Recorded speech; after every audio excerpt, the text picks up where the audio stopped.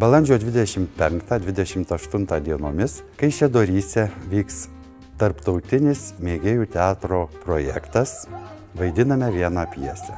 Šiais metais mes vaidiname Bertoldo Brechto Miesčioniškas vestuves.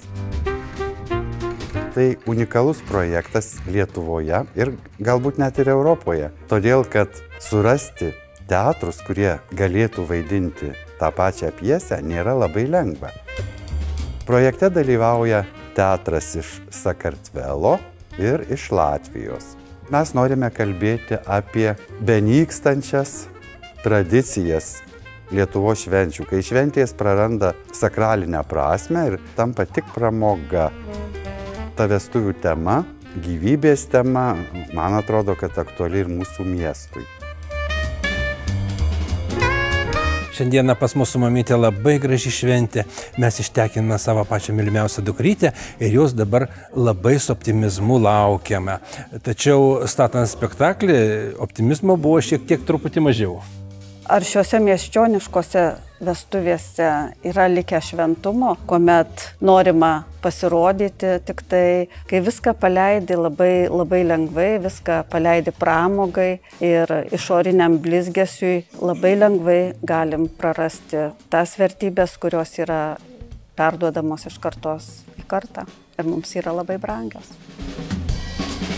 Šiame spektaklyje tai nėra ta tokia, kaip aš sakau, tokia ta tikroji ir neišeina tos tokios tikros tos emocijos išgyventi, nes tai yra, tos vestuvės tokios kaip ir dirbtinės, nes tos meilės tarp tų jaunųjų kaip ir nelabai yra.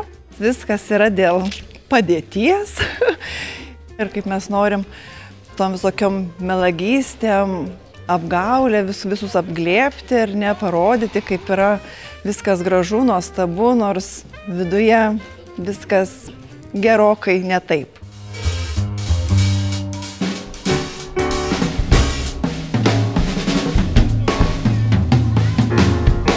Taigi maloniai kviečiame į vestuves balandžio 25 dieną Kaišiadoryse.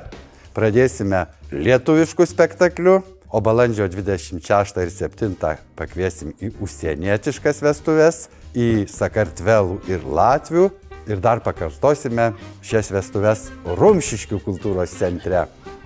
Kviečiam atvykti į balių, pasipuoškit, įsidėkit ką nors, lauktuvių atneškit, dovanų. Laukiame jūsų šventėje ir iki pasimatymo. Paošime!